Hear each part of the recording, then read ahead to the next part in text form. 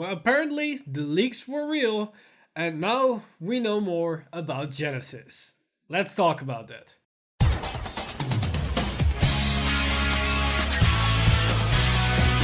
Stand up!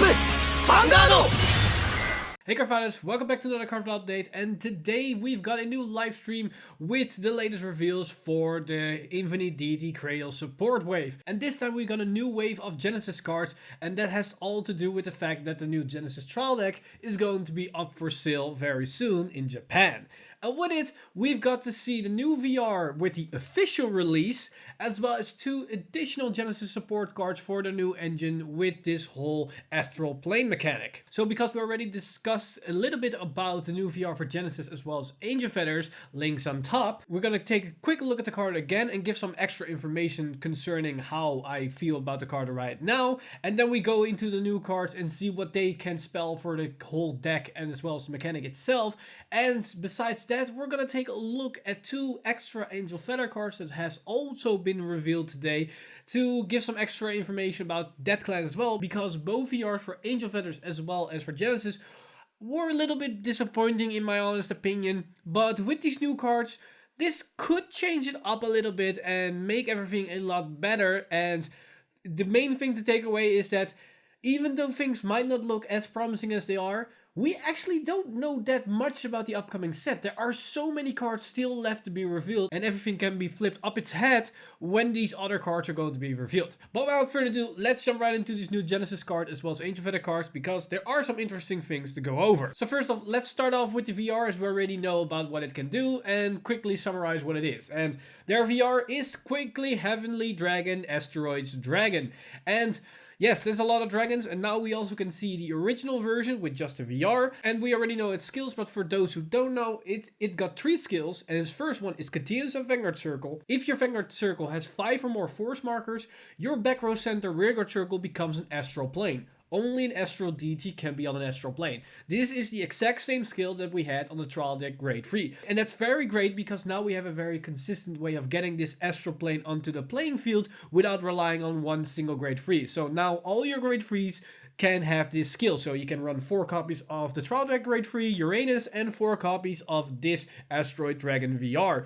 And it just helps with a lot of consistency of the deck. So it's awesome that this card has a skill as well. But it was to be expected. Then we get to its unique skills, and his first one is Active Vanguard Circle once per turn, cost, count them as 1, get an imaginary gift force, and put that marker onto your Vanguard Circle. This is really great as it's similar to the trial deck grade 3, only the cost is a little bit different. The trial deck grade 3 was unplay Soul Blast 2, gain an imaginary gift marker, and this one is just for count as 1. It's awesome that we can divide the resources up to Soul as well as Counterblast, meaning you have a lot more plays to make, as well as you can decide on which resources you want to use for acquiring this gift marker. Also, the fact that we have even more skills allows us to get these markers a lot quicker onto the field, as you want to get this thing alive basically on your first grade 3 turn, as that's what the whole deck is going to be focusing around. And the longer you're going to wait for that, the harder and weaker your plays are going to be. We also have his third ability, and that's going to help with the more consistency of the deck,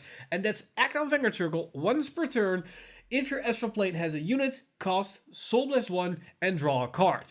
So this basically allows you to get some more draws to your hand when you are going to be able to call your Valkyrian to the astral plane. And on first glance, when I take a look at this card, I didn't really like this first skill, as it was a little bit too late in how the game will work, as you usually want to get all your combo pieces to hand before you are going to put an astral plane onto the field, because you need them to acquiring your gift markers. But now that we have a little bit more cards revealed and we've seen the cards in action through some test playing through other players, it's quite obvious that actually they don't really have a lot of trouble making the astral plane or getting the combo pieces to put them to 5 force markers, but the problem is the fact that if they can sustain themselves as well as getting Valkyrian onto the field, or basically in their hand so they can call it. And this ability will allow them to at least sustain their hand size a bit better and potentially draw into their Valkyrian. So this is actually a pretty good skill. And the fact that it can also make a force marker by paying a counterblast is very handy. The only downside to this card is, in comparison to Uranus, why a lot of people have been saying, well, the trial deck grade 3 is a lot better than this one, is the fact that all his skills only work on the Vanguard circle. He has no reason to be called to a rearguard circle and you get no benefit out of it. And Uranus will, as its ability is useful on Vanguard as well as on rearguard circle, so you could use it in all kinds of different combo plays. But honestly, the reason that this is a main focus Vanguard card is going to make Uranus a lot better because you can now focus your Uranus cards for the rearguard circles themselves. But this card ups the consistency of the deck, and it's really going to need that consistency as it is focusing on a very weird interaction of gaining a lot of force markers, and then you're able to call a card, and then you need to call that card, but you need to call that card each and every single turn because it disappears after that attack. And the more consistency you can add on top of that, the better it is. And speaking of consistency, let's take a look at another card that was also revealed today. And a lot of people have been speculating if they would get a card like this. And hold and behold, they actually did. As this is a new grade 1 Deputize Bear. And this double rare has the skill Auto Rearguard Circle. When placed, look at the 7 cards from the top of your deck, reveal up to 1 giant deity of distant world Valkyrian from among them and put them into your hand and shuffle your deck. If you put a card into your hand and if your Vanguard circle has 2 or less force markers, put a card from your hand into the soul. So they actually did get a Valkyrian Searcher. You might say, well, that's a little bit too broken or a little bit too overpowered for them to have a Searcher tutor in the same 70k grade 5 unit that can potentially hit for triple or quintuple drive. But at the same time, they needed this to make some very consistent plays because the deck actually doesn't really do much besides Valkyrian and a big BV Vanguard attack, as the rearguards themselves don't amount to a lot of pressure. They're usually 17, maybe around the 23k numbers if you're lucky, and that's about it. All your pressure comes from your Valkyrian and your Vanguard, and they don't swing with crits. You need to drive check your crits to deal more than 1 damage. So there is a reason to say that they actually need a card like this to make some plays.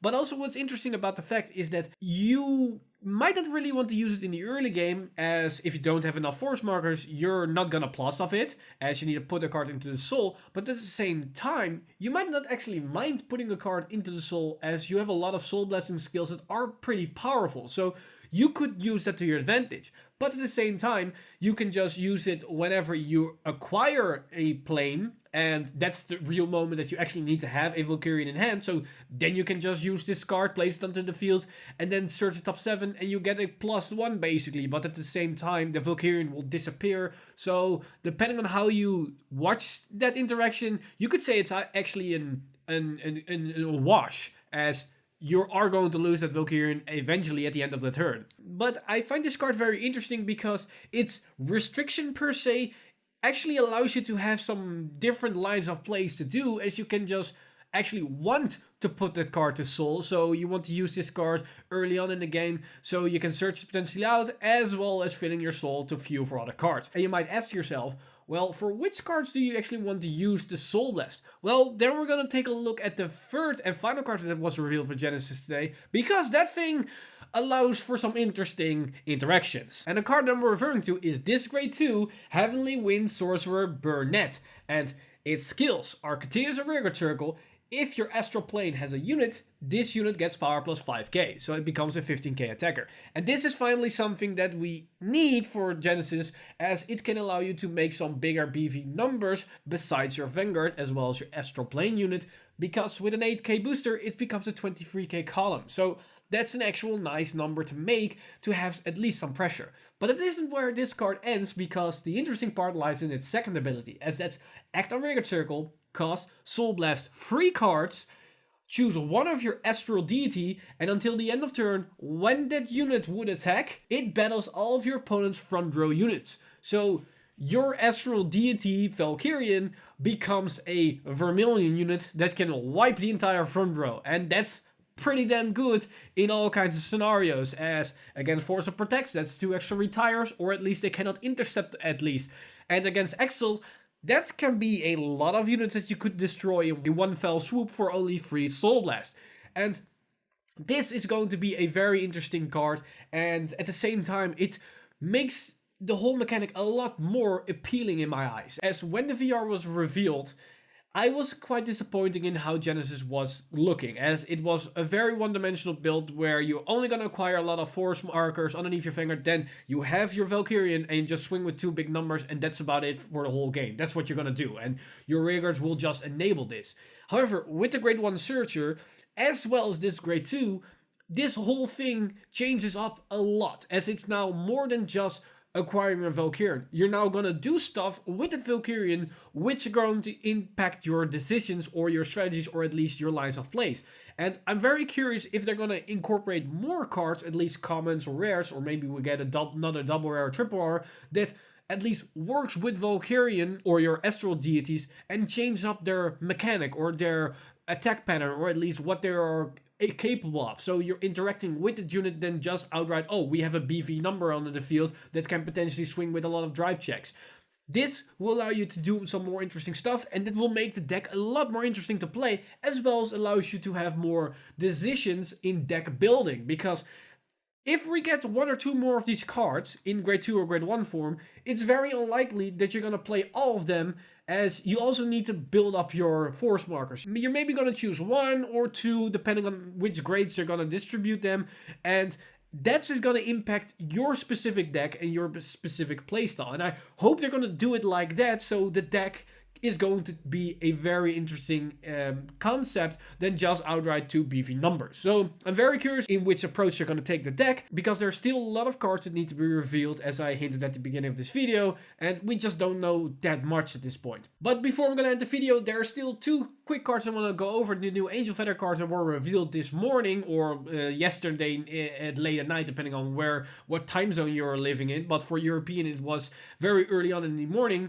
And those are 2 new Angel Feather cards, and the first one I want to showcase is a double rare Grade 1 that is Scanning Operator. And its skill, and first off, it's a male angel. That's very unique for Angel Feather, so at least we get some more of those, so maybe we get more of that. But its skill, and this where a little bit some controversies going on in the community. A lot of people are divided on the skill itself, as it is auto rearguard circle. At the end of the battle that it boosted, if a new card was put into your opponent's damage zone this turn, put this unit into your soul, draw a card, and discard a card from your hand. So this is basically a cycle card that allows you to do some extra consistency for your deck in a whole.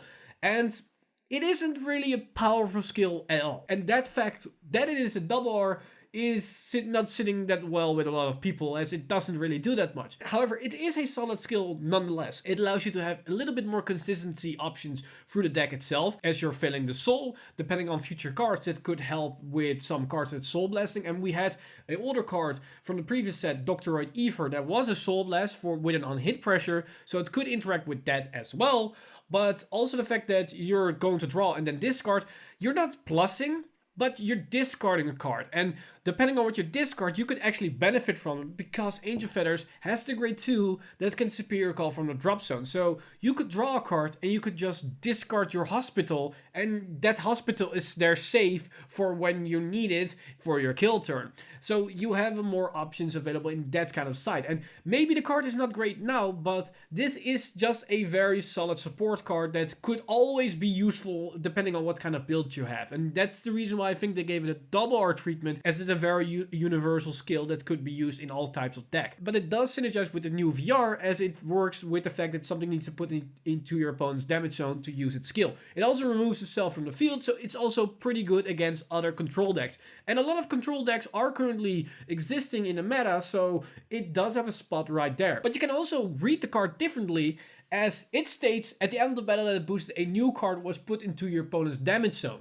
That's basically the same as saying at the end of the battle that it boosted that the attack hit a Vanguard. That's the same thing. So you could see it as an on-hit pressure as well if you're not combining it with the new VR. So you could have a Grade 1 that has a hit pressure. And hit pressure, in my eyes, is always good in the early game. And because it's in a Grade 1, that's a good early game pressure tool, because it cycles. So it can fix your right chain if you don't have to correct grades in hand. Maybe you don't have to correct Grade 3, or you don't have the good Grade 2. This can be used on your Grade 1 turn, call it as a booster, and just attack. If your opponent doesn't guard, they take a damage, you can resolve the skill, put it into your soul, draw a discard, and maybe you can fix your hand to have a good right target for next turn. So it does allow for those lines of play, and in that sense, I think it's very deserved of this double R treatment, as it just opens off different playabilities for the clan, and especially with maybe future support or other cards that are going to be revealed in this set,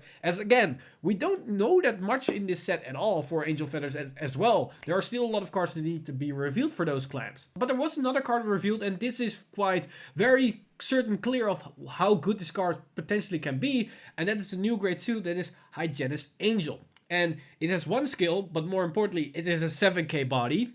But its skill is continuous a Vanguard circle. This unit gets power plus 5k for each card in your damage zone. And it is continuous during either player's turn.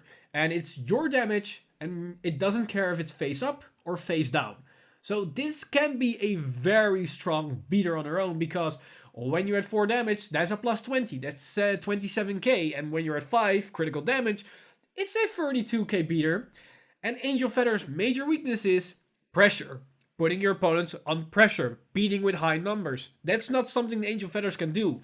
This card can do that. So this is an actual pretty damn good aggressive tool for Angel Feathers to have, to maybe change their game plan from stalling and protecting themselves behind a wall of cards with a lot of protect markers, and then hope to finish them, pushing them to 4 damage and then go swinging with a hospital.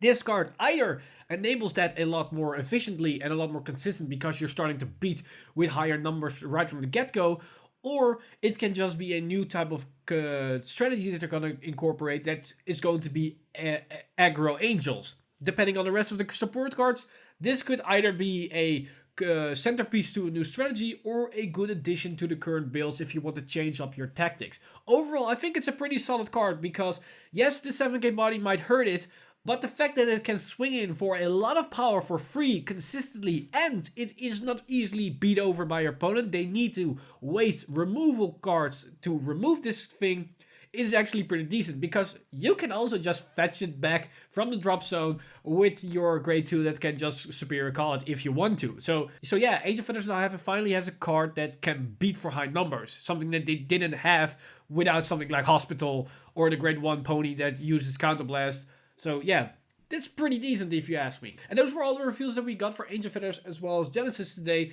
There were a lot of interesting stuff. At the beginning, I was skeptical about both VRs for Genesis and Angel Feathers, but the more cards were going to get revealed, the more things start to make clear and more sense, and we can see the whole picture. As there's always a problem when you see a final boss monster when you haven't seen the mechanic or the support cards, because everything looks weak if it's a complete engine and you only see the final piece of the engine, as you have no idea how you need to work towards that engine. You miss a whole segment between those things. So the more cards we're going to get revealed, the more things will make sense. And if we get more Angel Feather cards as well. So VR revealed probably next week. I'm going to talk once again about this card, and probably will change somewhat my opinion if we get a little bit more Angel Feather cards in the meantime. So with that out of the way, let me know all your thoughts in the comments down below, what you think of these new cards for Angel Feathers as well as Genesis, as there is still a lot of interesting things to talk about. But as always, I want to thank my supporters over at Patreon for making this video and everything happening on the channel possible. You guys are amazing. If you do want to support the channel, then you can just simply do that by hitting the bell button and subscribing to the channel, liking the video, as well as sharing it to all your Vanguard friends. And if you want to support us a little bit more directly, then you can just head over to patreon.com/VanguardInsider and become a Patreon today. But with that said, I'm Mr. Time Leap, and I see you guys in the next one.